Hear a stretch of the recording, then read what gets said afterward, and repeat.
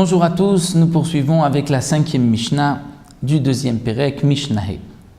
À la suite de ce que nous avons vu dans la Mishnah précédente, où on peut manger et boire en dehors de la souka lorsqu'il s'agit d'un petit aliment léger, lorsque c'est moins que le volume d'un œuf de pain ou d'autres aliments.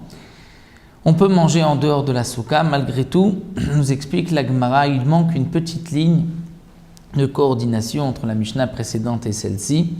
Et on rajoute que si on veut être plus strict, être mahmir, on a le droit d'être plus strict et de ne rien manger en dehors de la souka.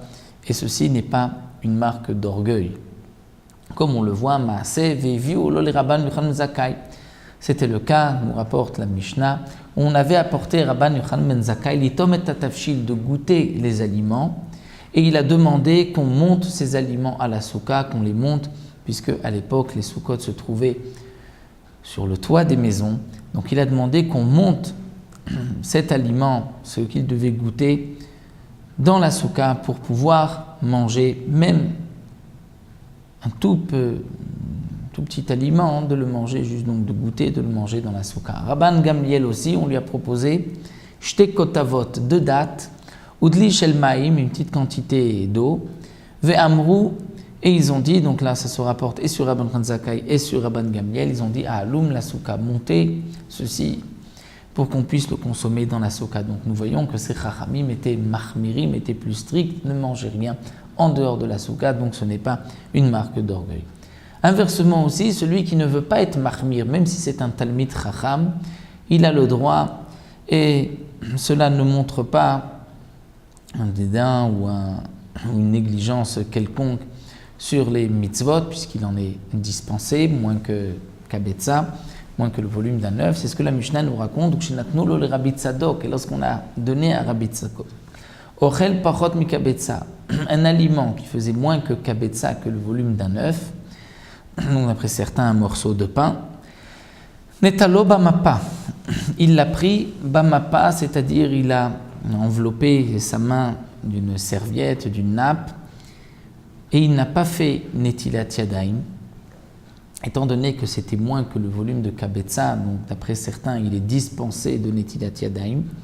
Même ceux qui pensent qu'on doit faire netilat yadayim pour moins que kabetza, que le volume d'un œuf, lorsque c'est plus qu'un kazaït, malgré tout, b'sha'at atrak, dans un moment difficile où on n'a pas le choix, on peut manger moins que le volume d'un œuf de pain sans netilat yadayim, à condition d'envelopper sa main de mappa, c'est-à-dire d'une nappe, d'une serviette. C'est ce qu'a fait Rabbi Tzadok. Et d'après certains, même Rabbi Tzadok, on s'est rapporté qu'il était Kohen, et puisqu'il mangeait tous ces aliments al taharat teruma, et un Kohen, nous savons que ses mains, s'il ne s'est pas lavé les mains auparavant, il va rendre pasoul la teruma qu'il mange, donc il devait se laver les mains. Mais en prenant cette mappa, cette nappe, cette serviette, donc il a pu avoir une dérogation particulière. Et il a mangé cet aliment chutz la souka, en dehors de la souka, puisque c'était moins que kabetza. Et donc nous voyons qu'il n'a pas été mahmir, c'est ce que la Mishnah veut nous enseigner, même que c'était un talmid chacham.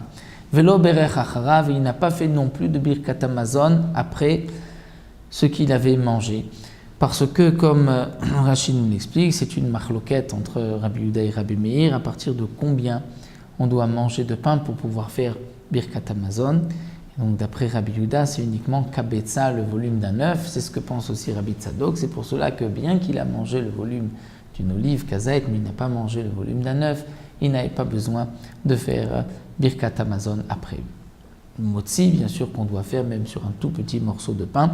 Et la halakha, c'est que même sur kazaït, on doit faire birkat hamazon. Mais lui, Rabbi Tzadok pense comme Rabbi Yehuda. Donc la Mishnah nous a appris que bien qu'on peut dans certains cas manger en dehors de la souka, lorsque c'est moins que kabetza ou aliment de la boisson, si on veut être mahmir, on peut être mahmir, ce n'est pas une marque d'orgueil. Et si on ne veut pas être mahmir, on a le droit aussi.